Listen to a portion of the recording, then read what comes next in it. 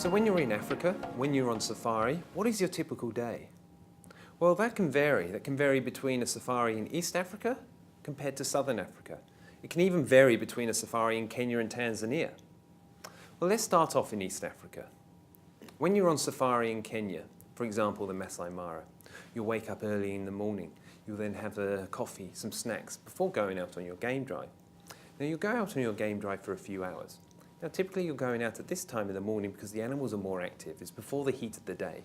So they may be finishing off their night's hunt, or maybe sitting with a kill, or just finishing a large meal. So this is the best time to get your photos and to really experience the wildlife. After this, you'll then return back to your lodge, have breakfast, and have some time during the day to relax. Later on in the afternoon, after lunch, you will then head out on safari again. Maybe the animals are starting to wake up from their sleep during the day, and then you can start to go in search of the different wildlife. Following your game drive, you'll get back before dusk, and then you'll have your evening meal before going to bed. Somewhere like Tanzania, for example, in the Serengeti, sometimes does it slightly differently. Now that's really because the Serengeti is so much larger than the Masai Mara.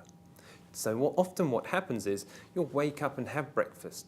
Following breakfast, you'll then actually go out for a full day's game viewing because you've got so many different areas to go in search of the wildlife. You'll maybe take a picnic lunch with you to eat whilst you're out, and then return back at the end of the day for dinner and rest. Now compare this to a safari in South Africa. Let's take one of the private game reserves adjoining Kruger National Park.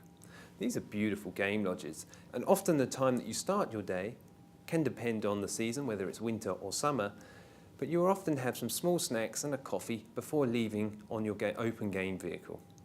You'll then go on a game drive for a few hours. Now halfway during this game drive, you may stop for some sort of tea and biscuits, some refreshments just to keep you going, maybe some hot chocolate with a hint of amarula just to help keep you awake, and then you'll go out and continue exploring for the wildlife. And it's when you then return from your game drive, whether it be 3 hours, 4 hours, because you've seen a wonderful wildlife sighting that wanted to make you actually stay out longer on your game drive, but you return back to the game lodge and you're spoilt with an amazing breakfast. Later that morning, you've got time to relax. You may decide to take a spa opportunity, a massage, or even go for a game walk. After lunch and time to relax, you'll then go out for your afternoon game drive.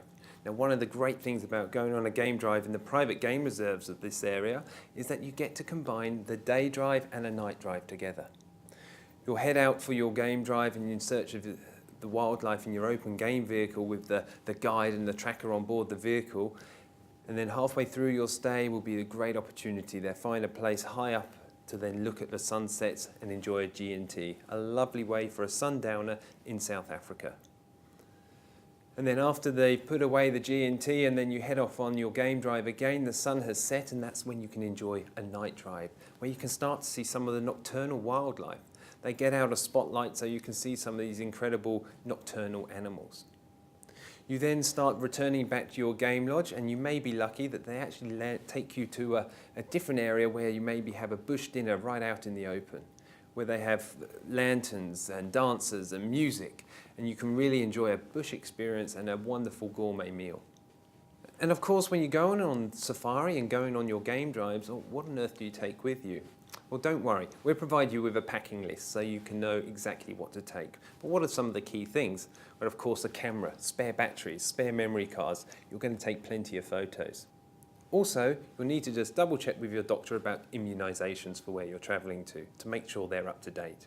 But don't worry, within your personalised documentation pack will be a full list and a guideline of things to take with you to help you pack.